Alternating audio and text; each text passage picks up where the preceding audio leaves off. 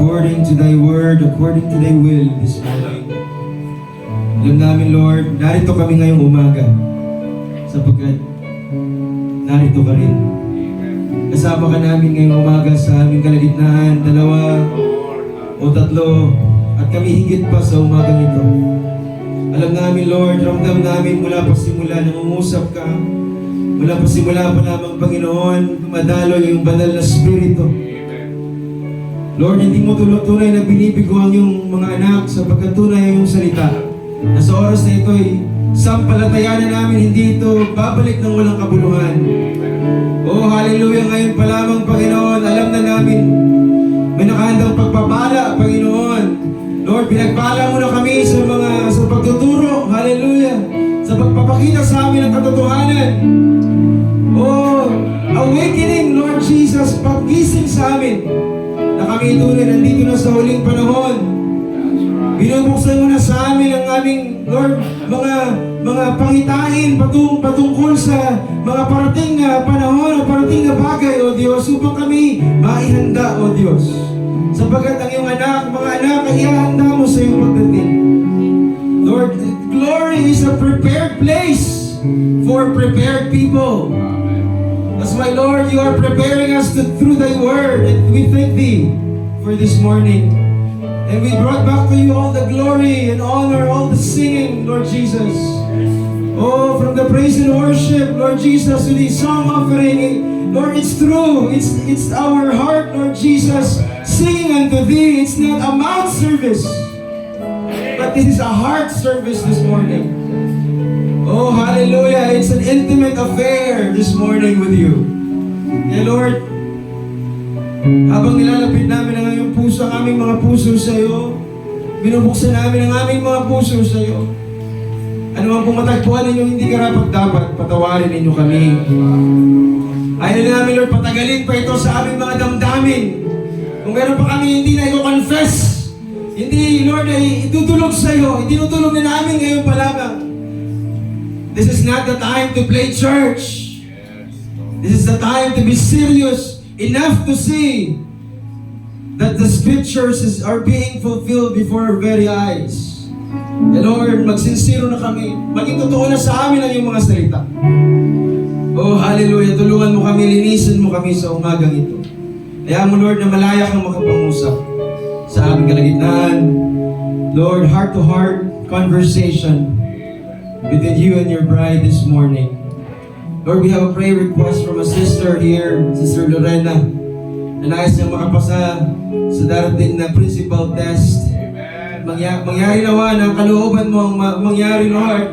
Ang maganap this March 29 sa exam na ito, Lord. Hallelujah. Diniklara na kanina, hindi maiksi ang iyong kamay. Hindi ka rin madamot, Lord. Sino mang humihingi ng karunungan sa iyo, iyong ibinibigay. Oh, Lord, we declare success, Lord Jesus. We declare the passing sa exam, Panginoon. To get a high score, O God, for your glory. Para sa iyong kalalutihan na mapatunayan muli na ikaw ay kumikilos sa aming kapatid by faith, Lord Jesus, we pray. Oh, hallelujah. We know the desire of her heart, O Jesus. So, Lord, ipagkaloob mo ito sa kanya. Because I believe hiniling niya ito na may pananampalataya. At dinidiligan namin ito ngayon. Dinadagdagan namin ito ngayon. Lord, we claim it in the name of Jesus na siya'y makapasa sa exam na ito. Walang mahirap sa iyo, Panginoon. Ang sabi mo, walang imposible sa iyo. Kasi umagang ito, Lord, ano pa mang aming mga pangailangan, inaharap namin ito sa inyo. Walang imposible sa iyo. Hallelujah. Kaya Lord, patuloy na pagpalain mo kami lahat ng may papangusap sa umagang ito. Lakipan niyo po ng pahit ng iyong banal na Espiritu. At Lord, ito ay maging tunay na pagpapala, kagalakan, may hatid na may pag-ibig sa bawat isa. Lord, tunay, sa iyong biyaya at habag, kami umaasa.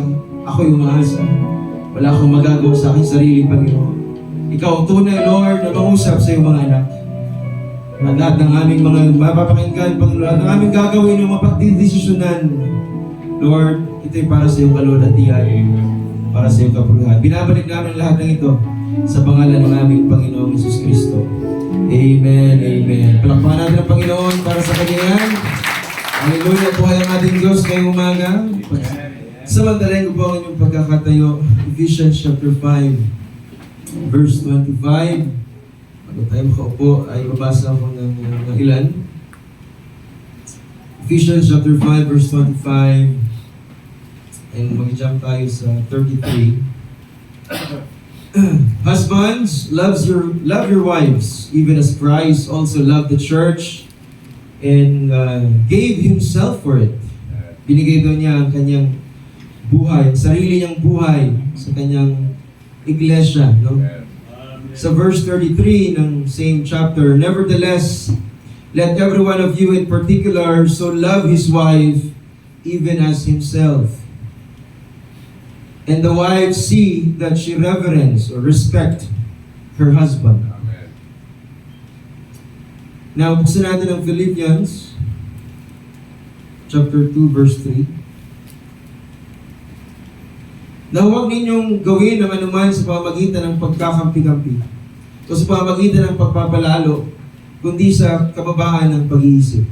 Pag-uusapan natin ng pag-iisip sa umagang ito, na ipalagay ng bawat isa ang iba na lalong mabuti kaysa sa kanyang sarili. 2 Corinthians chapter 10, bago tayo makaupo. 2 Corinthians chapter 10, verse 3. Sapagkat, bagaman kami ay nagsisilakad sa laman, ay hindi kami nakikipagbaka ngayon sa laman. Verse 4. Sapagkat ang mga sandata ng aming pakikipaglaban ay hindi ukol sa laman, kundi sa harapan ng Diyos, ay may kapangyarihang gumiba ng mga kuta. No, to casting down strongholds, na siyang gumigiba ng mga maling haka. Ang mga maling haka ay nasa ating isipan, at ng bawat bagay na matayog na nasa ating isipan na nagmamataas laban sa karunungan ng Diyos, at bumibihag sa lahat ng pag-iisip sa pagtalima kay Kristo. Ang Diyos ay magpala sa kanyang salita. Maraming tayong makupo. Hallelujah! Isa pong magandang umaga sa inyong lahat. We truly appreciate all the efforts of love ng mga kapatid na tayo ay magkaroon ng joint fellowship. Yung iba ay nagising ng maaga, bumiyahe mga kapatid, nag-prepare. And I believe later on we will have our potluck. Sa Diyos ang kapurihan na tayo po ay nandito. Tunay na sa itong dakilang pagpapala na tayo po ay muling magkasama-sama sa ilalim ng salita ng Diyos. Hallelujah, binabati ko po ang bawat isa, bawat nanay, tatay, mga bisita. Amen. Hallelujah, na alam ko ang Diyos ang Diyos ang nagtira sa atin sa lugar na ito. No? Kailangan natin ng, lalo sa panahong ito, ang fellowship, sapagkat, amen, binabati ko rin ating mahal na pastor, English pastor. I thought you are.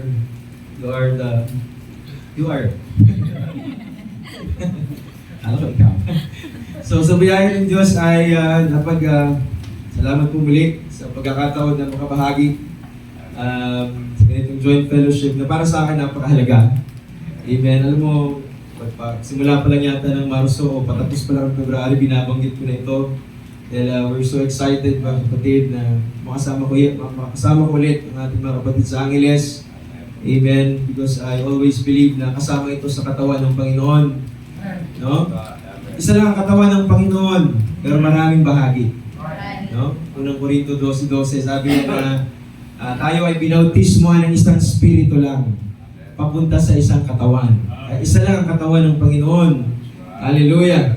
Kaya nga napaka-inam na magpalakasan tayo, no? Lalo sa panahon ngayon, na i-provoke natin ang bawat isa sa pag-ibig. Hindi sa pagwawatak-watak, mga kapatid. Na i-provoke natin ng bawat isa, mas lalong magsimba. Hebrews 10:24-25, provoke them in love, in good works, na huwag mapabayaan ang pagtitipon ng mga banal sapagkat ang panahon ay talagang tunay na masama na po ano. So ito yung kailangan natin mga kapatid na tayo ay patuloy na magpalakasan, lalo, ang sabi nga dyan, provoke, mag-udyukan. Nandiyan yun udyukan mo yung kapatid mo. No? Ano? Mga udyok. So udyukan mo yan, huwag kang matakot mag-provoke sa kanya na gumawa ng tama, lalo sa panahon ngayon. Dahil kung alam mo ang tama, gawin mo ito at sabihin mo sa iba. Sabihin mo sa mga kapatid, dahil naniniwala ako, mga kapatid, ito yung prayer ni Lord Jesus no? Na tayo ay maging isa sa Kanya. Or tayo ay maging isa. I believe that's John 17, mga kapatid. Na nag-pray minsan si Lord, John 17:21, na sana tayo at siya ay maging isa. Hindi tayo may maghihiwa-hiwalay sa panahon ito. No, lalo tayo mga kapatid magiging solido na maging isa sa Panginoon. Shall we say amen? Lalo ngayon na napakaraming nangyayari sa ating bansa, sa ibang bansa, sa ating mundo. Sapagkat pag lalo tayo nagiging isa, sabi ng 21, upang ang sanglibutan ay sumampalataya na ako'y sinugo mo. Mas makikita doon ng buong sanlibutan na dumating siya sa atin. Natunay na nandito ang Panginoon sa ating kalagitnaan. Kung tayo maghihiwalay, watak-watak, kanya-kanya, hindi makikita ng sanlibutan yan. Ang makikita ng sanlibutan, isang hiwa-hiwalay na church. Hindi po, isang nagkakaisang church sa huling panahon, mga kapatid. At alam naman natin na napakadami, tulad ng panalangin, tulad ng mga nabanggit sa teaching kanina, the price hike is there. Right? Tunay na na-comfort ako, hindi tayo pwedeng matakot. Amen? Sa bagay na yan. Nung Friday din, nabanggit ko sa church yung Hebrew 13:6. No? Na sasabihin daw natin ang buong tapang. Ayan. Hindi ka pwedeng, ikaw, kung gusto magmukbok sa gilid, ikaw yun. Pero ang mga anak ng Diyos sasabihin ng buong tapang, sabi dyan, ang Panginoon ang aking katulong, hindi ako matatakot anong magagawa sa akin ng tao. Diba? Yan ang sabi dyan eh. Alalahanin ninyo ang nagkakaroon ng 8. Sapagkat alam naman natin si Jesus Christ, siya pa rin noon, ngayon magpakailanman. So kung titingnan natin, ang Panginoon ang ating katulong, mga kapatid, anong magagawa sa atin ng price hike? So alam ko, gawain ng tao, pero mas malaki ang magagawa ng ating Panginoon. Amen? So sana magkaroon tayo ng lubos na pagkakatiwala. Na hindi sa oras na ito tayo bibitawan ng Panginoon. No? Philippians 1:6, ano mang pinasimulan ng Panginoon sa iyo, tatapusin niya. Ang sabi ng Biblia, lubos akong nagtitiwala. No? Filipos 1:6. Yan ang sabi ng Biblia na sabi doon, kung ano man ang nasimulan ng Panginoon ay tatapusin niya. Alam niyo, itong pag-uusapan natin ngayong umaga, kung handa na po kayong makinig ng salita ng Diyos sapagkat alas 11, gis na. Ayaw ko masyadong magtagal, mga kapatid. Pero kung maraming hahatak sa biyaya ng Diyos ay tulungan tayo ng Panginoon. Tulungan ako ng Panginoon. Sa munting lingkod po ninyo, kung marapatin ni Lord ay itong bagay na ito na kanyang pinagkaloob ay may panagana sa atin sa umaga nito. 2 Corinthians chapter 10, binasa po natin na meron tayong pakikipagbaka. At hindi ito ayon sa laman. At may kapangyarihan daw na gumiba ng mga kuta. Ang sabi ng verse 5, siyang gumigiba ng mga maling haka. Imagination. Casting down imaginations. Hindi ito casting out eh. It's casting down. Ang diablo kapag nananahan sa isang tao, pwede i-cast out in the name of Jesus Christ.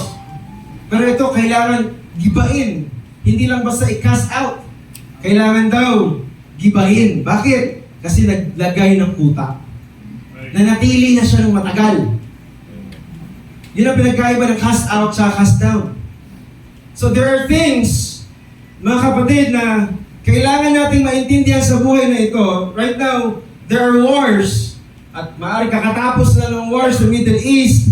And tuloy-tuloy yan, mga kapatid, nations against nations.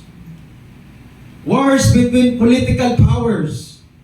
And it's really affecting all of us. Domino effect after effect. But we know naman the greatest war is not in the Middle East. The greatest war is here. The greatest battle ever fought is in the mind, in the human mind. That's what the message is telling us. Ang first battle sa langit, hindi ho ba? Ibinagsak, it was brought down in Eden, where Adam and Eve was placed ng Panginoon. Doon yun ang cathedral, sabi ni Lord, ang Eden. Adam and Eve. At alam niyo ba, tinawag niya si Adam and Eve na family. His family. And I want to think, mga kapatid, ng isang konteksto sa oras na ito. No? Na when Brother Branham preached oneness, sabi niya, God and His family was one. Isa lang daw yung pamilya niya at siya ay iisa. Any man and his family, a correct, good, noble, obedient family. Kasi pag-uusapan natin sa umagang ito, ang family. Yes, enough talking about the wars outside. I know, no, the Lord will handle it. But this morning, let's handle something that we can see inside, the war inside at home. Because this battle is at home. There's battle at home. And I want you to see this. Sabi niya, quote, obedient family is one with another. Any family. And if there's something in the family that moves them apart, then it's not right. Hindi plano ng Diyos na maghiwa-hiwalay tayong magkakapamilya. The family is broken somewhere. The family is broken somewhere.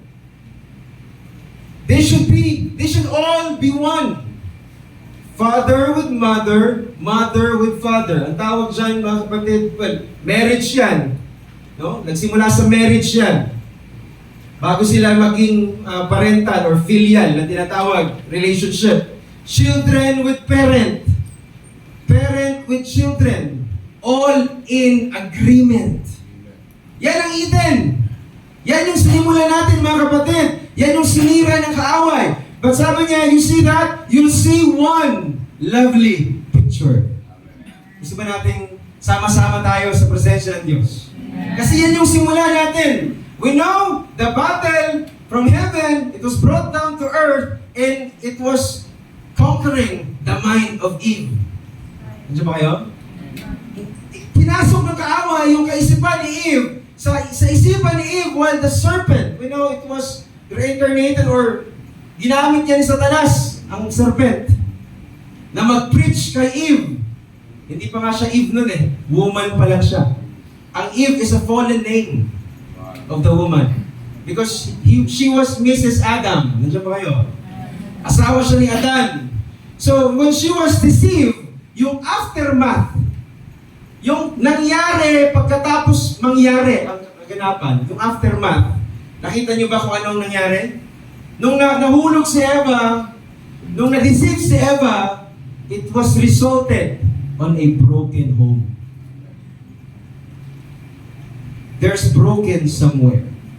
The battle is in the mind, pero yung result, yung aftermath, nasa tahanan. Nakikita niyo? The battle is at home. I want you to open up this thing to your heart today, this morning, by God's grace. Tulungan tayo ng Panginoon. And I know you will be silent all throughout the time. Sana may kausap ako ngayong umaga. Most broken homes, before a family is broken or may relational gap sa isang tahanan, I want to expose this morning by God's grace. Hindi yan nagsimula sa sigawan, hindi yan nagsimula sa tampuhan, hindi yan nagsimula sa samaan ng loob sa isa't isa. Nagsimula yan sa isip na nilagay ng kaaway. Merong kaaway na naglagay ng isang bagay sa isip mo, kaya nangyari ang bagay na yan. Thoughts of hate, thoughts of pride, pagmamalaki, hindi masabihan, hindi magpasako. Mga kaisipan, mga kapatid, na matatayog, sabi ng Bible kanina. Hindi nagpapasailalim sa karunungan ng Diyos. Thoughts about, I think he's neglecting me. I think he's not appreciating me. He's not deserving to be respected. Mga ganong kaisipan. Ang sabi ni Brother Branham, father with mother.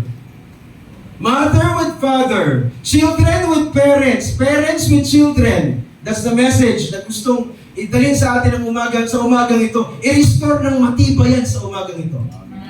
Ayaw ng Diyos, mga kapatid, na sa kinship, sa whole family, sa mismong nasa ilalim ng biyaya ng Diyos, parang hindi makita ang mga biyaya ng Panginoon sa isa't isa. Natatanggap mo ang biyaya, pero yung biyaya na pinapasa mo, hindi makita. Alam mo, minsan napanood ko isang documentary because of the presence of internet. Yung aftermath ng digmaan. Tinignan ko minsan yung isang cameraman na nilibot niya yung pangyayari pagkatapos ng digmaan. Kasi yung aftermath, pangyayari pagkatapos ng isang pangyayari. At talagang tahimik na ang paligid, tapos na ang bombahan, tapos na ang missiles and everything. But you can see, mga building, bagamat wala ng missile na pinapasabog o kaya na lumilipad sa ere, pero makikita mo umuusok pataas ang mga tinamaan ng mga bomba o missiles, mga pagkasira ng mga gusali, mga daan na nagkawatak-watak na may crate kasi tinamaan, direct hit. Mga kotse na nasunog at ang aura daw, ang atmosphere ay amoy na nasusunog na bakal na hindi mo maintindihan.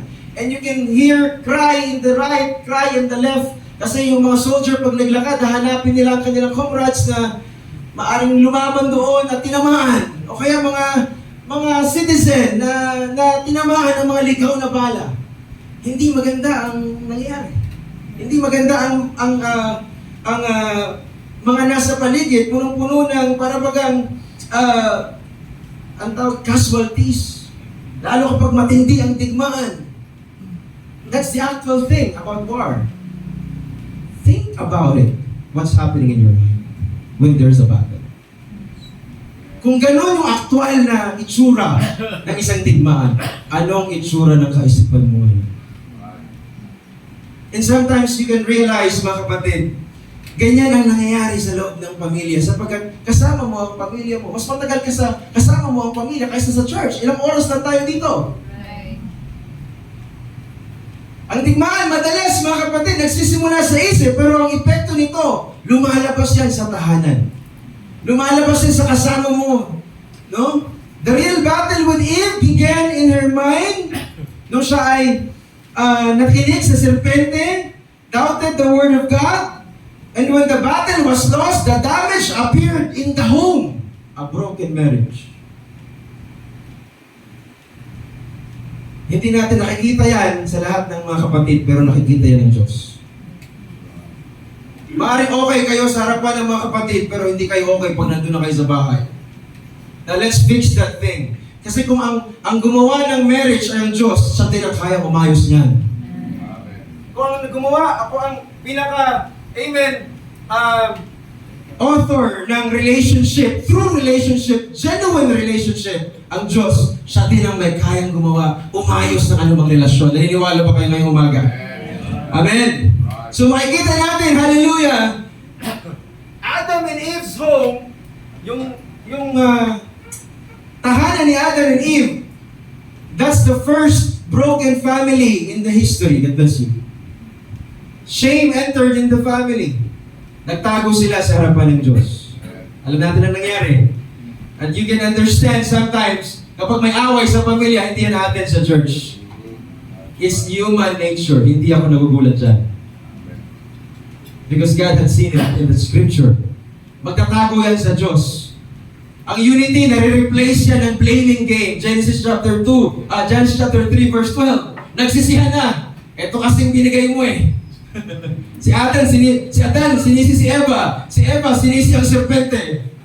At ang serpente wala siyang masisi, balik sa kanya. Broken home. Ba't nawala yung unity? We have to admit, mga kapatid. Alam mo, hindi ako makakapagpatuloy if wala tayong magiging sana meron man lang tayo na isang kaisipan that this battle is ongoing. At kung hindi man, prepare yourself for it. Okay? God wants us to be aware, mga kapatid. Marriage, sisirahin niya ng kaaway. Ang kinship, relasyon natin sa isa, I tell you, marriage and kinship, yung pagsasamahan, relasyon ng mga magkakapamilya, magkakapatid, that is being attacked by the enemy. Inaatake yan, mga kapatid. praise the Lord, kung tayong lahat ay solido ngayon. Pero maaaring hinahanda tayo ni Lord. Once we fix the heart this morning, we can fix the home. There's only one that can fix our home, and that's only God. Ang Word of God lang talaga. Now, you can see, Satan always destroy it, mga kapatid. Kaya, makikita natin sa Scripture, nagtatag ang Diyos ng tinatawag na relationship structure. Sabi mo nga, relationship. Nagtatag si Lord niyan, para yan ang maging standard niya. No? Yung binasa natin kanina, mga kapatid, in-apply niya yan kay Adan. Si Adam is the leader. Si Eva or the woman is the helpmeet. Genesis 2:18. Binigay ang babae para katuwang ng lalaki. Ano si Amen? Hindi lang sasabihin natin na mababa ang babae, mga kapatid, hindi ito byproduct lang. Hindi basta lang ang byproduct, mga kapatid. Hinugot siya from the main product, Adam, at kailangan ni Adam kasi ng katuwang. At yun ang kanyang babae. No? Hindi unggoy ang katuwang ni Adan. Hindi leon. Tumatawa kasi. Di ba? Hindi doggy o kaya sino mga gwapong kabayo. Ang katuwang ni Adan. Tulungan mo nga akong magsakap ang birang kalabaw to. Di ba? Hindi, babae po yung kanyang katuwang. Minsan pinage ko dito, ang babae napaka-special. Hindi siya nilikha doon sa 7-day creation. Nagpahinga na ang Diyos at lahat, saka pa siya ginawa. God is from rest, tapos ginawa ang babae. Think about that. He is after creation. Bahagi siya nung tao, nasa loob siya ni Adan, pero nag-manifest siya. Tutuusin, after creation, after the 7 days. Napaka-special ng babae, kung tutuusin. Napaka-special. No? Kaya nga, helpmate pa rin siya, no? Helpmate pa rin. Gaano man kalaki ang kita ni Mrs., helpmate pa rin yun. Hindi ibig sabihin, malaki ang kita ni Mrs., pwede mo nang tanggalin ang program ni Lord na magpapalit kayo. Ako na leader, mas malaki tita ko eh. No, that's relationship structure ni Lord. Kahit 100 lang ang kita ng lalaki, 1,000 yung babae, helpmate pa rin siya, tumulong pa rin siya. Hindi mo pwedeng baguhin yun, mga kapatid. No? Kasi minsan, ang dami nating reklamo ito ngayon, no? Marami tayong reklamo sa ating asawang lalaki. Lalo pag nakita, mahapay-hapay lang, walang kita, ganyan. Mga kapatid. But God sees everything. Nakikita ng Diyos ang lahat. Kapag alam mong may problema si Mister, hindi kumikita si Mister, mga kapatid, hindi mo iti-take over yung leadership. Ipag-pray mo yung Mister mo. Isumbong mo siya sa leader niya. Kasi ang head ng lalaki, ang Diyos. Hindi mo siya isusumbong kay Tulfo, mabihira naman. Ang iba kasi dadalhin sa internet Tulfo, Believer ka, mag-pray ka doon sa Panginoon. Kung hindi mainam yung ginagawa ng asawa mo, tandaan mo, God is more powerful than any politics outside. Kaya nga, yung pananampalataya mo, kapatid, gamitin mo, tumawag ka sa Panginoon, manalangin ka ng may lampong sa ulo mo, doon yung ma-apply. Pray for your husband. No, you don't want to access internet and find solution. Access the Word of God in prayer. Access the message of the hour. This world is falling apart, and you will go to find solution in this world. When you access internet, it's not you accessing internet. It's the internet accessing you. This world is falling apart, and this world will drag you down. Hindi lahat nakikita sa internet, mga kapatid. We have a Holy Spirit living in us, and you can cry upon Him. Iyak mo yan sa Panginoon. Kasi makita mo yung taktika ng kaaway, Genesis chapter 3, hindi man siya nag-start ng violence eh. Nangusap lang siya ng malumanay. Ang dami ng mga vlogger na nag-uusap. Ang daming influencer sa internet. Mga kapatid, and sometimes we forget to pray because we scroll more. Scroll and scroll and scroll. Sana hanapin natin yung scroll kanina yung lumilipad. The flying scroll. Hallelujah. Sana ganun mga kapatid. Kaya nga, minsan, magtatanim talaga ang kaaway sa ating kaisipan. Ihanda mo yung kaisipan. Sana may kausap ako ngayong umaga na handa ang kaisipan niya. Maaaring mayroon dito na talagang pagod na sa relasyon, hindi lang sa trabaho, sa relasyon. Kaya bakit sumusuko tayo sa isang sa marriage, sa lalayasan mo na kasi hindi mo alam kung paano kontrolin ang iyong kaisipan. Sa sobrang daming nilagay ng kaaway, sasabihin sa iyo ng kaaway, you deserve better. Huwag mong hahayaan na ginaganyan ka lang yan. I-post mo yan, i-post mo yan. Hahanap ng validation outside. Mari, totoo yan, Mari. Feeling ko, ganyan talaga din asawa ko. Ayan, nakahanap ng kakampi. Huwag kayong magpadala sa gano'n, mga kapatid. We access the internet, it's not the right way how we can solve our problem. Mga kapatid, pag sinabi ng kaaway, hindi ka na na-appreciate naman sa you're not appreciated. Pagod na pagod ka na sa buong araw. Tapos ni honey mo, wala mo lang sinabi sa iyo. You have to really think twice, thrice, mga kapatid, bago gumawa ng isang move kasi sasabog ka one day. Tandaan mo, maraming mga enticing spirit. At itong enticing spirit, mga kapatid, nasa internet yan. Sasabihin sa'yo, you're always right. You will never be wrong.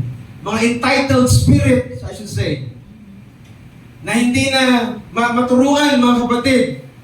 Minsan nga yung babae nagsabi, lagi ka na lang nasusunod sa bahay na to. Sabi naman ng asawa, parang nagulat siya. Oo nga, no? Sige, magmula ngayon, ikaw na ang masusunod. Parang yung babae hindi natuwa. Sabi niya, pag sinunod kita, ikaw na naman ang nasunod. Sabi ng lalaki, gagawin sa asawa ko. Hindi nga, ikaw na nga ang masunod.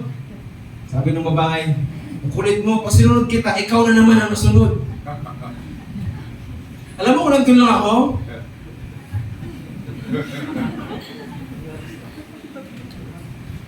Ang salita ng Diyos ang dapat masunod. Kailangan nila ang salita ng Diyos.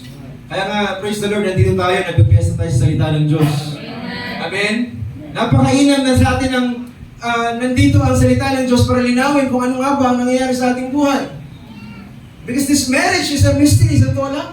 Sa scripture, hindi simple ang marriage. The whole scripture is marriage. I think, discuss na yun ni Brother Kenneth. The whole scripture is marriage, mga kapatid. And it's a mystery. Now, God designed two powerful forces in marriage, mga kapatid, sapagkat hindi tayo lumalaban sa laman. So, may nilagay ang Diyos sa atin, mga kapatid, para maging balanse ang lahat ng bagay. Lalo na sa pag-aasawa. No? Ang sabi ng Ephesians chapter 5, verse 33, kanina, ang husband, ang kailangan niya, respect. Ang asawa, ang kailangan niya, love. So love and respect are two great powerful forces sa isang relasyon. Love and respect. No? Ang wife, laging may sentimento yan. No? Paano ko i-respeto yan? Eh, ganito siya, ganyan siya. May ganyan, di ba? Maririnig na yan. Kaya, anak ka. Sa marinig mo nanay mo, ganyan ka. Di ba? Hindi siya ka-respeto. Minsan, hindi mo yan sinasabi, pero iniisip mo yan. Di ba? Paano ka-respeto yan? Hindi nga sapat yung pinibigay niyan eh. Kulang nga eh. Kulang siya sa ganito, kulang siya sa ganyan. Okay, punong-puno ng pagkukulang. Let's accept it. Pero bago ko sabihin to, no, may tanong ako sa mga lalaki. Buti na lang, babae na lang. Mga lalaki, tanong ko sa inyo. Kailan kailangan ng sister yung pag-ibig o pagmamahal? Siyempre, araw-araw. Ako nasasagot sa inyo, ha? Play safe tayo, eh. Kailangan nilang pagmamahal araw-araw. Pero kailangan ng pagmamahal. Diba? Yung hindi na sila kamahal-mahal. Hindi na sila, may ganun kasi panahon ang mga babae. Wala sila ngayon dito, tayo lang ngayon. Hindi sila may panahon. Tingnan mo ha, pag yan, let's say nagdalang tao. Diba? Pag yan naglihi, kung ano-anong hindi, talagang grabe minsan ang demand. Di ba? At hindi, minsan talaga nag-iiba yung itsura, hindi ko sinasabi pumapangit, no? No, pag nalaman lang mo, ay, flat yung ilong mo, lalaki yan. Hindi na kilikili mo. Di ba alam na kaagad eh? Hindi ko alam saan galing yan. Pero pag ang babae, mga kapatid, makikita mo, nagbabago yung itsura, ugali kung minsan. No, hindi na siya yung katulad ng dati. Yung mood swing ba yun, mga sister? Hindi mo alam kung saan yung swing talaga na yan. Gano'ng katagal, maghintay ka hanggang matapos yan. Embrace yourself pag nanganak yan. O, di ba may post? O, kayo nagsabi niyan. Di ba, minsan hindi mo talaga maintindihan. Baliw-baliw yan minsan na. Hindi mo talaga siya maintindihan. At kahit sarili niya, hindi niya naiintindihan. Sinasabi ko to sa mga may asawa at mag-aasawa pa lang. Mga kapatid. Pero you can see, as Christ loved the church, and He gave Himself for it. Ganun daw tayo mga brother. Si Christ, mga kapatid, hallelujah, He commended His love toward us, Romans 5:8. While we were yet sinners, and He died for us. So napakalaki ng pag-ibig na yan na dapat talaga natin ibigay. Hindi natin, kumbaga hindi tayo minahal ng Diyos kasi kaibig-ibig tayo. Minahal tayo ng Diyos kasi hindi tayo karapat-dapat ibigin. Totoo lang. Lahat tayo hindi karapat-dapat ibigin, pero minahal tayo ni Kristo. And as Christ loved the church, husband, love your wives. Ang tunay na pagmamahal ng lalaki ay hindi nasusukat kapag madaling mahalin ng asawa. Nasusukat ito kapag mahirap na siyang mahalin. Doon mo siya dapat mahalin. Katulad ni Christ. Kahit punong-puno ka na. Oh. Di ba? Kahit punong-puno na, di ba? Minsan nga, nagbasag pa ng pinggan yan eh, pag talaga kaya. No? Mahalin mo pa rin. No? So, ganun mga brother. Ganun natin mamahalin ng mga sister. O mga sister, kailangan ng lalaki ang respeto. Gano'n may sumagot? Ha? Kailangan ng lalaki yung respeto pag may sahod lang. Ha? No? Kapag naka-boundary, kailangan ni brother ang respeto kapag hindi siya worthy ng respeto. Kasi ang respeto, mga kapatid, as I always mention sa some, mga nakausap ko na, mga mag-asawa, hindi yan hinihingi ng lalaki. Ang sabi ng Bible, ibigay mo lang yan. Binibigay po yung respeto, mga kapatid. Kahit yung bata, hindi mo pwedeng ng respeto eh. Ibibigay ng bata yan. Kapag nakita niyan, nire-respeto mo.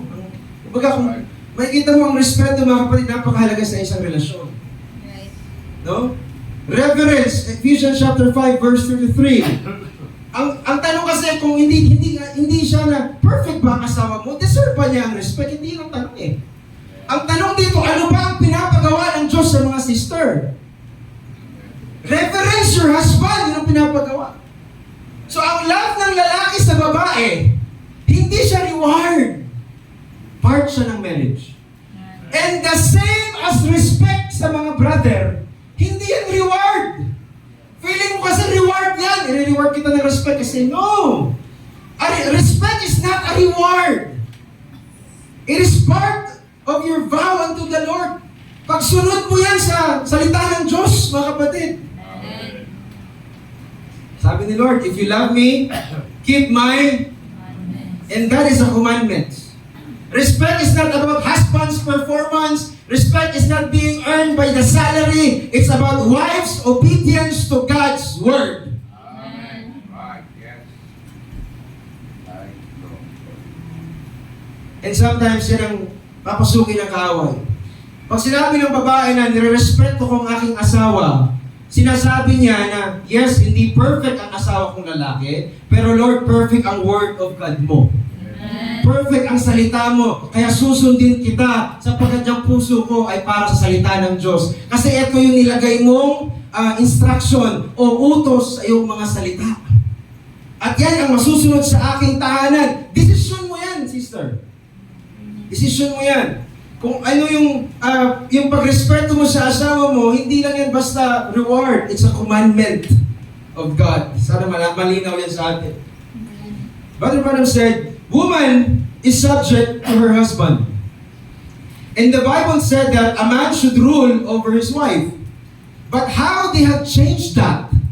Binago na daw yan. The woman rules over the man. Now, you stay home, John. You're not going. Hindi ka, alas, dito ka lang. And that settles it. Sabi ni John, yes, my dear. Napakalinaw po ng quote ni Brother Branham. And that settles it. Ang sabi ng lalaki, yes, my dear. See? Ganyan ba tayo? Akala ko ba ang salita ng ari hindi nababali? Yung pala ang salita ng reyna. Right? Ang sabi niya, but let me tell you something, mister. Hindi sister. Mister. You are going to have answer for your wife. That's right. Pag-usapan niyo yung mag-asawa. Kasi ang mananagot sa Diyos, hindi yung babae, yung lalaki. Amen.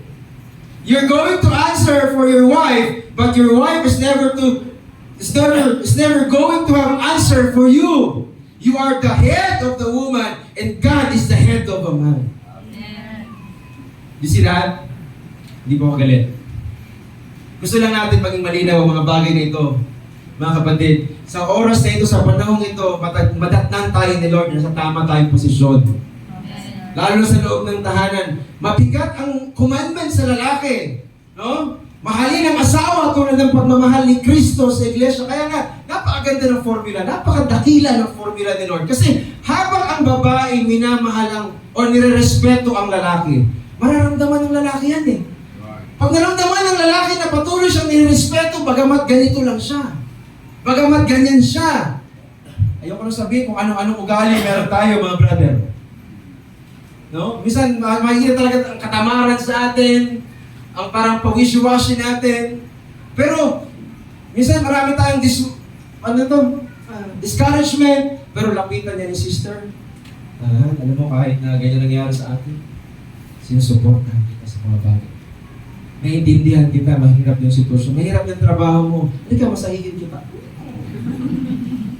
Alam mo yung lalaki niyan, alam mo yung parang tigang na kahoy na parang niliyapan biglang. Biglang lalakas sa mga lalaki niyan. Bawi! Kung ganyan ang mga sister, no, hindi yung ang bira, na naman yung... Diba? Ang hirap eh. At the same formula, pag naramdaman ng babae ang pagmamahal ng brother, mahalin ng brother ang babae, mga kapatid, wag ka nang humingi ng respeto, i-respeto ka niyan babalik. As long as you love the sister, you love your wife, the wife will give the respect. God's great formula. Hindi niyo ba nakikita ang formula na yan? Ang trabaho ng lalaki, mahalin ang kanyang lalo sa panahon na to, napakahirap ng buhay. Alam mo, kayong dalawa na lang magtitiis kung yan ba ang ulam? Praise the Lord. Ang mahalaga, kasama kita kumain. Halin mo yung masarap ang ulam, ang bilihan, ang sigawan naman kayo ng sigawan. Di ba? Ang hirap, no? Tuyo na. Masarap ang tuyo, Brother Jordan, sorry. Ayaw kong nilalang ang tuyo. Big deal lang naman. Ganoon na lang ang ulam, sigawan pa kayo ng sigawan. Ang sakit pa ng pakiramdam. Pero kahit noodles yan, tapos sinubuan mo pag hindi. Bawi talaga. Alam mo, napakasarap may asawa. Hindi ko sinasabihan yung mga wala pang asawa, nung mag-asawa na ha. Totoo lang. Pero ito yung isang bagay, mga kapatid, na sana ma-restore sa ating mga tahanan. Simple lang itong pangaral ngayong umaga, mga kapatid. Dahil sabi nga ng isang kwento na nabasa ko, may dalawang apoy sa loob ng tahanan. Dalawang apoy. Parang may kwento rito, katulad ni Brother Branham. Isang apoy ng pag-ibig at isang apoy ng pride. No? Kapag ang apoy ng pag-ibig, mga kapatid, ay ginagatungan mo, di lumalakas yan, di ba? Right? Yun yung mga pananalita na may pag-ibig. Let me understand you, honey. I understand you. Kapag may nagkakaroon ng kagalit o alitan, mag-unahan pa kayong mag-sorry sa isa't isa. I forgive you, I'm sorry. Yan, love language natin yan. Pero kung ang apoy na isa, which is pride, ang nagliliyab sa loob ng tahanan, no? Ako yung tama! Halika! Mga ganong salita. No, hindi, minsan nga hindi yan sa kung ano yung sinabi mo eh. Minsan kung paano mo sinabi. Yun ang masakit eh. Mga kapatid, ikaw ang mag-sorry. Ako na naman magsusorry sa'yo, parang ako mali. Diba? Minsan may pride, mga kapatid. Whatever the fire that you feed inside your house, that is the fire that will grow. Kung gusto mo ang tahanan mo magkaroon ng init ng pag-ibig, then gatungan mo yung pag-ibig. Pero kung gusto mo ang tahanan mo maging battleground, then gatungan mo yung pride. Sabi ko sa inyo, one day or another, hindi na kayo mag-uusap. Kasi napakainit, kumbaga batuhan na lang ng batuhan. Mga kapatid, ayaw natin ang ating mga tahanan ay battleground. Giyera na nga sa ibang bansa, hanggang sa tahanan pa naman natin. Giyera pa rin. No, nagigiyera na nga ang green at saka pula. Di ba? Sa mga politics, hanggang sa tahanan ba naman natin? Mga kapatid. So I'm speaking about our home, mga kapatid. Kasi hindi nasisira ang marriage dahil nawala ang pag-ibig. Nandiyan lang yan. Kundi, alam mo, ang marriage nasisira kasi masyado nating pinakain yung pride sa loob ng tahanan. Kahit sa relasyon natin sa Panginoon, ganyan din, mga kapatid. Alam mo, pag-ibig ng Diyos hindi nawala sa'yo. Ikaw yung ma-pride. Kasi ayaw mong humingi ng tawad sa Panginoon, ayaw mong mag-confess. Pero ang Diyos laging nandyan, handang mahalin ka, handang iparamdam ang pagpapatawad niya sa'yo. Nandyan lagi ang Panginoon. Hindi ka iniwan ng Panginoon. Ikaw yung ma-pride eh. Ikaw yung mataas masyado eh. Tingnan mo yung prodigal son. Kung nagmatigas siya na, hindi, dito lang ako sa kainan ng baboy. But when he come to realize, when he come to himself, na-realize niya kung gaano siya kamahal ng kanyang ama. Diba? At pagbalik ng prodigal son, hindi ba, malayo pa lang. Tumatakbo na yung prodigal. Sabi niya, malayo pa lang. Ibig sabihin, alam ng ama, babalik siya. At ngayon din sa umagang ito, alam ng Panginoon, babalik ka. Kasi ang anak ay laging anak. Ang asawa mo, lagi mong asawa yan, kahit anong gawin mo. Babalik yan. Hallelujah. May kwento si Brother Branda minsan, isang sister, halos tumandang dalaga na. At nag-pray siya sa Panginoon, Lord, sana magkaroon ako ng asawa. Binigyan siya ng Panginoon ng asawa. Ito, kwento ni Brother Branda. Ang asawa niya ito, newly convert. Bata pa sa pananampalataya. Pero nung nag-propose yung lalaki yun, hindi na tinanggihan ni sister. Pinakasalan niya agad. At magugulat ka, mga kapatid, after months or so, ang lalaki, nakikita niya nanghihina. Kasi bata pa sa pananampalataya. Alam mo, hindi, kahit mag-asawa kayo, hindi mo sabihin na, nung nag-asawa kayo, sinare mo agad yung faith sa kanya, lumakas siya bigla, dahil ikaw malakas ang faith. Listen to this. Meron kang pinakasalan na hindi ganun kataas ang faith. Pero kailangan mo siyang alalayan. Nahumanga ako sa sister na to, kahit si Brother Brother humanga sa sister na to. Praise the Lord. Kasi, alam mo sabi niya, pinarangka niya na agad. Nag-confess siya kay Brother Brother eh. Pinarangka niya agad yung kanyang asawang lalaki. Honey, pag dumating yung panahon na talagang nanghina ka, at nahulog ka kung saan man, nahulog ka, napalayo ka, may ginawa kang kasalanan, kamalian, na tingin mo, sumira sa ating kasal. Ganon yung faith ng babae. Ma-realize mo, kahit anong ginawa mo, naghihintay lang ako sa pag-ibig. Bumalik ka sa akin. Kahit ano pang ginawa mo, papatawarin kita. Kinonfess niya sa asawa niya. At nung narinig niya ng asawa niya, hindi niya kaya gumawa ng kasamaan. Hindi niya kahit bata pa siya sa pananampalataya, nakita niya yung tunay ng pag-ibig ng asawa niya na hindi niya kaya gumawa ng mali. Kasi gano'n na lang ang laki ng pag-ibig ng asawa niya. Sometimes we judge our brother because of all the downfall, mga kapatid, but are we really ready to forgive? Pinahanga ako ng babaeng yun, mga kapatid, kasi nakita ko rin yung sarili ko sa harapan ng Panginoon. I-multiply mo daw yun sa pag-ibig ng Panginoon. Ganun ang pag-ibig ng Panginoon, kapatid. Alam niyo magkakasala ka, alam niyo malalayo ka, pero akin. Naghihintay ako sa'yo. Handa kitang tanggapin. Tunay na pag-ibig ng Panginoon. Amen? Alam mo, wala ka nang makikitang ganyang pag-ibig, mga kapatid. Kaya ngayon inawit kanina, ang pagmamahal mo yung walang katulad. Yan ang itatanghal natin, mga kapatid, sa ating mga buhay. Hallelujah, shalom sa amen. Amen. Listen, siguro, hindi ko alam pumasok lang ito sa isip ko na minsan, sa mag-asawa, para bagang naisip mo, mali yata ang napakasalan mo. Meron ba nun? Ang dami na nangyari, ang dami tagal na ng panahon. Parang hindi yata tama itong napasok ko. Kung alam ko lang na ganyan siya. Tingnan mo si Sarah. Nangako ang Panginoon, bibigyan sila ng anak. Diba? Alam natin, matagal sila naghintay. And in the middle of waiting time, kaya hindi madali ang maghintay. 25 years, sabi ko ni Sarah, tingin ko hindi naman ako yung mga anak eh. Bawag ako, matanda na, parang hindi ako eh. Diba ganun? Hindi ako to. Abraham, minsan na lang mag-advise no, mali pa. Nakita mo si Hagar, maganda yan. Baka siya. Diba? At alam natin, nagkamali si Abraham. Right? Because sa harapan ni Sarah, listen, marriage is a mystery. Sinabi sa kanya ang promise, lagi mong naririnig ang mga pangako ng Diyos. Pero hindi promise ang mystery. Ang mystery hindi yung pangako. Ang mystery yung kasal nila, yung pagsasamahan nila. Hindi niya maintindihan bakit siya. Ibaog siya, matanda, at hindi pwedeng mangyari ang pangako sa kanya. The mystery is the marriage. Bakit sila yung sa dami ng tao nung panahon niya, bakit sila yung pinagsama? Sila yung binigyan ng pangako.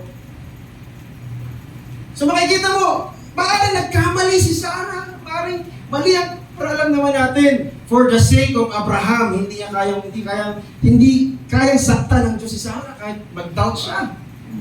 Pero one day, kapatid, and I want you to know, one day, kung hindi mo nakita sa asawa mo ngayon, pero one day, mabubuksan sa kanya ang isang revelation patungkol sa pag-aasawa niyo, patungkol sa ipagsasama niyo. Kasi one day, mga kapatid, 1 Peter chapter 3 verse 5, inalala ito ni Pedro, mga kapatid, revelation breaks all the mystery. Bakit ako? Iba na lang. Pero nang nabuksan sa kanya, for after this manner in the old time, the holy women also, who trusted in God, nagtiwala sa Diyos, adorned themselves, being in subjection unto their own husbands. Ito, revelation of the mystery of marriage. Because marriage is the mystery of God revealed. Diniklara sa ating panahon, ano ba talaga ang kasal? Kasal natin sa ating Panginoon. Ang sabi niya, even as Sarah obeyed Abraham, calling him Lord. Lord, magpapasakop na siya. Whose daughters you are, as long as you do well and are not afraid with any amazement. God revealed the mystery of marriage kay Sarah. Tinawag niyang Panginoon si Abraham.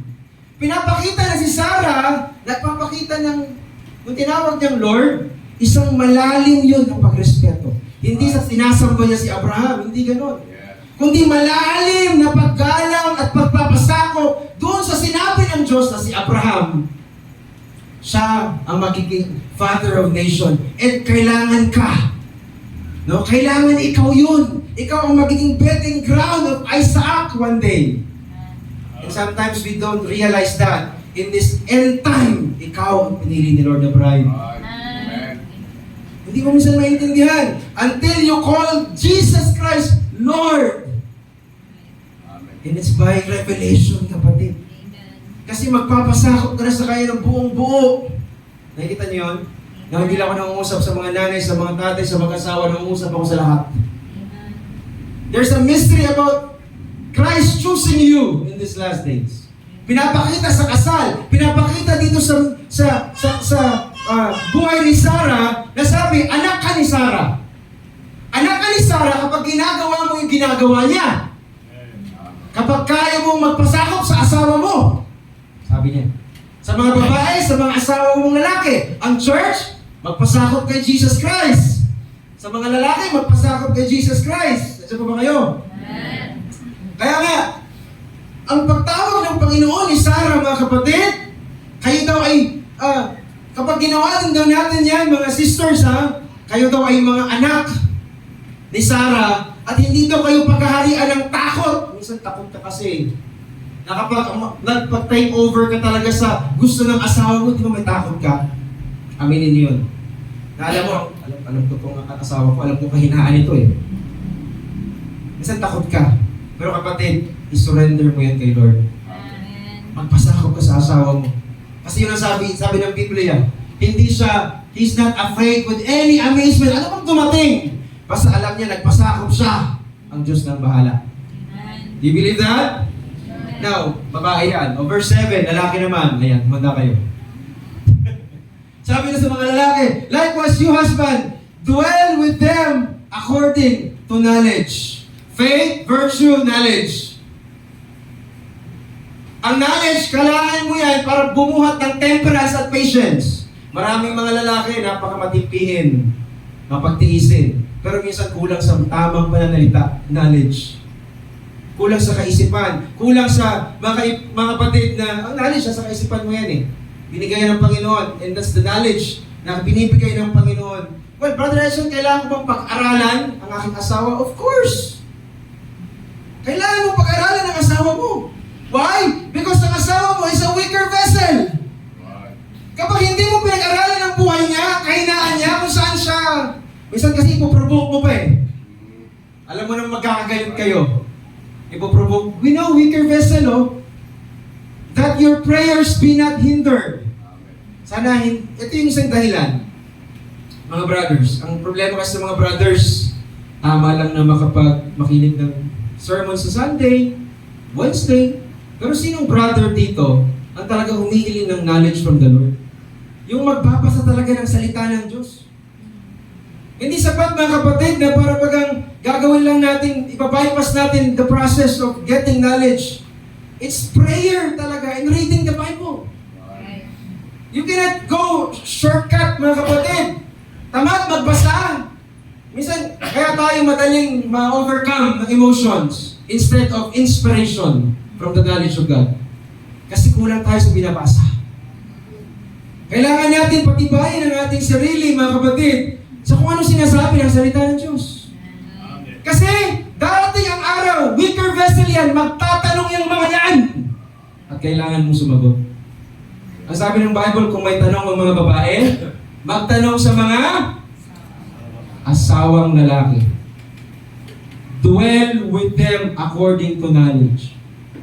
Kaya mga lalaki, alam ko mabigat yung responsibilidad sa trabaho, pero hindi sa lahat. Buhatin natin ang ating pamilya according to the knowledge of Christ. Totoo yun mga kapatid. Kailangan natin lagi, sabi ni Brother Branham, ang lalaki ang pastor sa bahay. Pastor sa bahay.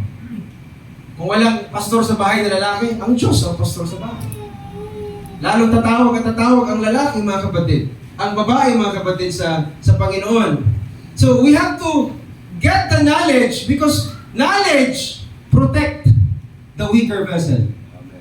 Do you believe knowledge can protect someone?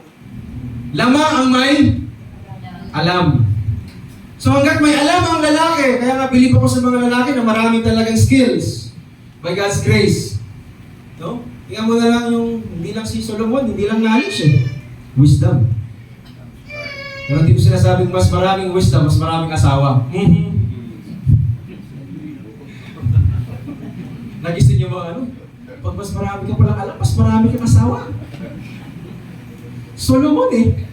Next to Jesus. Diba? 700. Grabing talino yun. Grabing diskarte yun. Paano yung pagkakasya yung 700 na prinsesa at mga asawa, wala pa yung concubines na 300. Diba? Pero hindi ko sinasabi mag-asawa kayo ng marami. Isa nga, hindi nyo mapanindigan eh. Isa nga hindi kaya eh. Di ba? Yung isa nga hindi pa masaya. Isa ganun. Oh, Lord, help us. Alam naman natin, that was allowed, legal. But it doesn't mean it was approved by God talaga na marami siyang asawa. Sinabihan niya na yung Israel, Deuteronomy pa lang, huwag kayong magparami ng mga kabayo, huwag kayong mag-asawa ng marami. Pero alam ko may consequence yun kay Solomon. That's right. Nung ginawa niya yun, kasi against God's will yun eh. For the sake of shadow and type, inayaan ni Lord yun. Kasi one day, greater than Solomon is here, Christ will have many member, body church. Pero hindi ibig sabihin nun, tama yun na magkaroon ka ng maraming asawa. Mga kapatid, polygamy. Alam mo, naligtas si Solomon because of, for his father's sake. 1 Kings chapter 11 verse 12. No? Dahil nga doon sa ginawa niya, happy ang kingdom eh. Matutusin. Kaya may consequences ang lahat. Kung hindi dahil sa kanyang tatay na si David, hindi nagkaroon siya ng mercy sa harapan ng Panginoon. Kaya hindi totoo na lost si Solomon. No way. Hindi siya lost dahil sa ginawa niya. Yung experience niya, naging pangangaral. Everything is vanity. All is vanity. Maliban na lang na sabi niya, conclusion of all things. No, fear the Lord. Obey and fear the Lord. Kasi minsan kulang ang discernment ng lalaki. Kaya kailangan natin ng knowledge. Nandiyan po ba kayo? Sino amin ngayong umaga kulang ang discernment natin minsan? Mga brother. Diba? Marami pa kailangan ng mga sister. Pero minsan kulang ang ating mga discernment.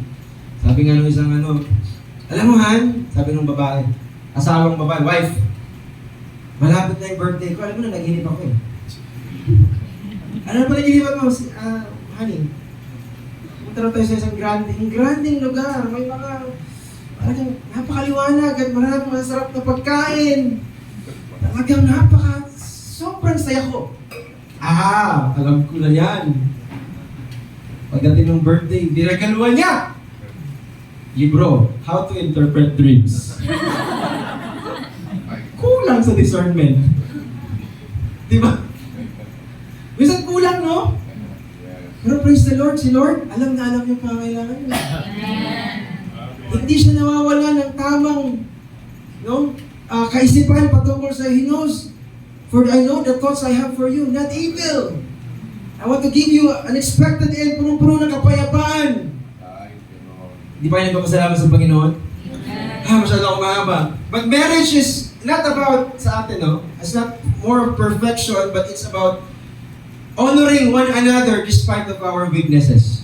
Marami tayong mga kahinaan, mga kapatid. And I want to say marriage is a union, or I want to use communion. Why? Kasi, tingnan mo si Lord sa communion. He will bake the bread, He will bless the bread, and He will break the bread. Tama ba? Communion? Take the bread, bless the bread, give thanks, break the bread, and give it to the apostles, give it to many. At ganoon ang kasal. He will take the bread, He will bless the marriage, and tandaan mo, in marriage there are breakings. Maraming i-break sa'yo si Lord. Pero tandaan mo, bago ka pa i-break ni Lord in your marriage, binless na niya yan. Right? Binless na niya yan. Laging ganun mga kapatid. Marami tayong binrake sa atin, yung pride mo, yung kasungitan mo. Lagi, kung ganyan ka lagi, araw-araw, mga kapatid, yung dila mo, sister, kailangan i-break yan ni Lord. Nandiyan ba kayo? Watch your mouth. Hallelujah. Yung minsan yung mga brother, yung init ng ulo natin. High blood pressure. Ingat tayo, baka ma-stroke tayo. Sobrang init natin minsan. No? Sa Mariones may na-stroke, kailan lang. Napakabata, 30 years old. Sobrang init ng panahon. Ang init na nga ng panahon, ang init pa ng ulo mo. Diba? So, kailangan natin sweeten our temper with prayer, sabi ni Brother Branham. Shall we say amen? Kasi magkakaanak, mayroon tayong anak eh. Magkakaanak pa tayo mga kapatid. And being a husband and wife is one thing, being a parent is another thing. Iba pa yung magiging nanay ka, magiging lola ka, mga kapatid. No? Ang marriage focus on your relationship, partnership, support, unity. But parents, grandparents focus on guidance, discipline, and training of children. Brother Branham sabi niya, what achievement should we let our pre-teenage children participate in? Okay, ito na lang. What activities should our preteen children anticipate or participate? How should we go about helping them select their associates? Nasa question and answer ito eh. Eh no, yung mga bago daw mag-teenager na mga anak natin, ano daw? Saan na natin sila papahintulutan na mag-participate? Anong mga bagay? How should we go helping them select their friends or associates? Ang sagot ni Brother Branham, kung saan natin sila papayagan, keep them in Christian company as long as you possibly can. Keep them with, sabi niya, if it's a girl, keep her with Christian girls. Christian boys, vice versa. Versa. If she's old enough to go with a boy, see that she keeps with the right kind of boy. Discourage her to any boy otherwise or boy to a girl. If she's going with an unbeliever, try to encourage her to go with a believer and vice versa. Make your home nice. Make your home a place where your daughter or son will not be ashamed to bring their company before their father and mother and into their house and make home so happy that they will be pleased in their home to stay there. Baka, siguro ito, eye-opener to sa atin. Bakit kaya minsan ayaw manatili ng ating mga anak sa loob ng tahanan? At kung nasa labas man siya, minsan ayaw niyang dalhin ng ating, ang mga anak natin sa loob. Baka may problema sa atin, mga kapatid, no? Mga magulang. At nawa, tulungan tayo ng Panginoong Diyos. Pero yan ang sabi ng mensahe sa atin. Kung may magiging kaibigan mga ating mga anak, sana hindi unbeliever. I-discourage sila dyan. O kung unbeliever man yan, sana maisama niyo sa church. So let's say ganun. Na maakay niya mga kapatid. Sapagkat meron tinatawag na juvenile delinquency. Pero sabi ni Brother Branham, hindi siya juvenile delinquency ang problema. It's parent delinquency. Ang delinquency is failing to do the duty. Kailangan mong gawin ito, pero hindi mo nagawa. Delinquent ang bata. Halimbawa, pag sinabing child delinquency, no? Sa murang edad, hindi na niya nasusunod ang mga responsibilidad.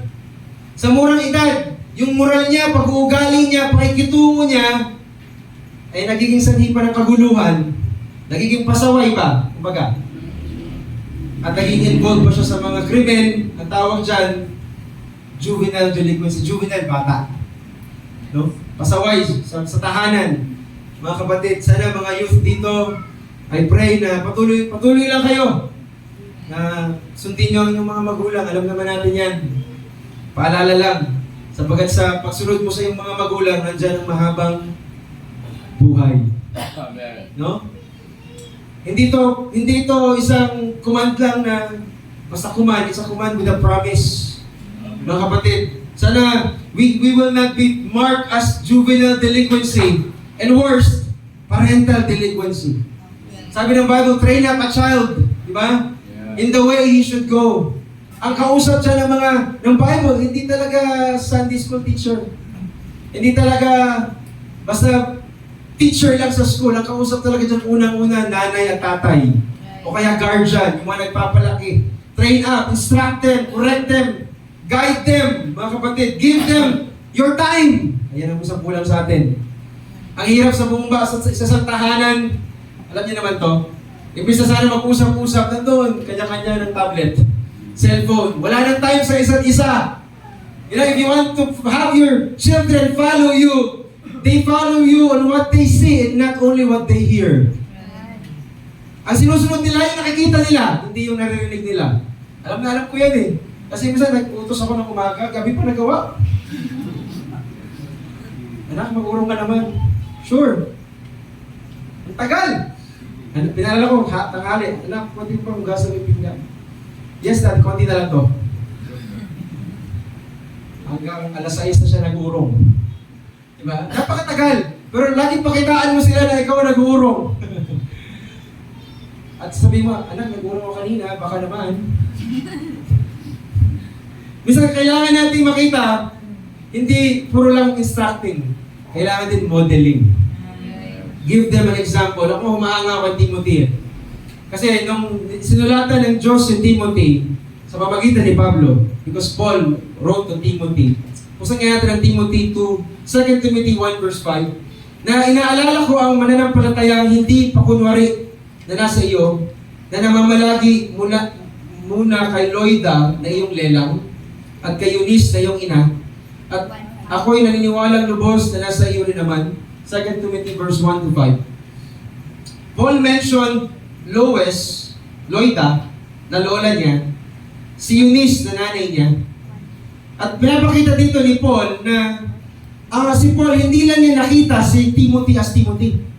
Ang nakita rin ni Timothy, yung lola. At nakita rin ni Timothy, nakita rin ni Paul, yung nanay.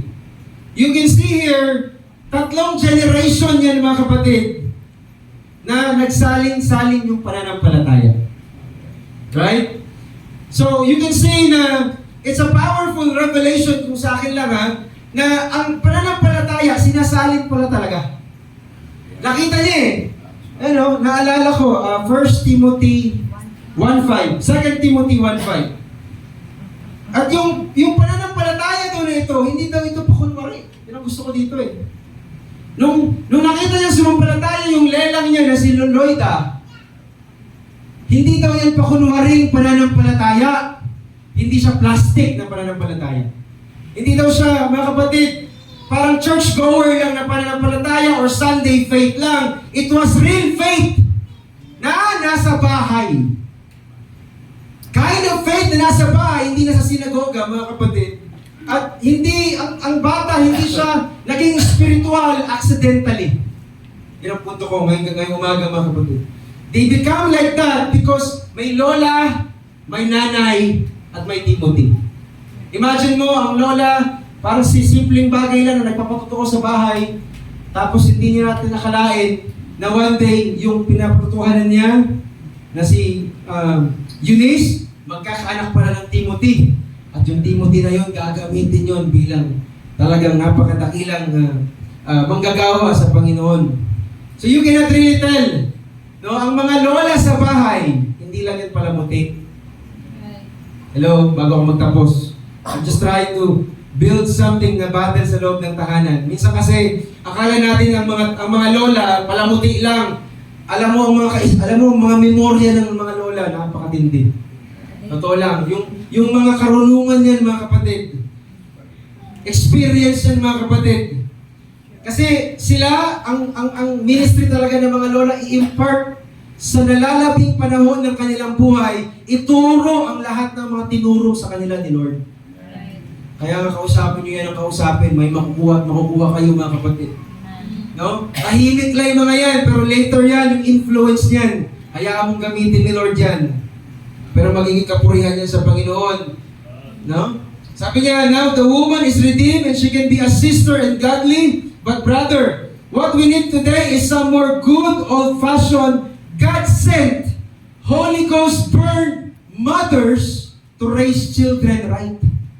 Napakalaki ng ministry ng mga nanay. No? We think about Hattie Wright, we think about Susanna Wesley.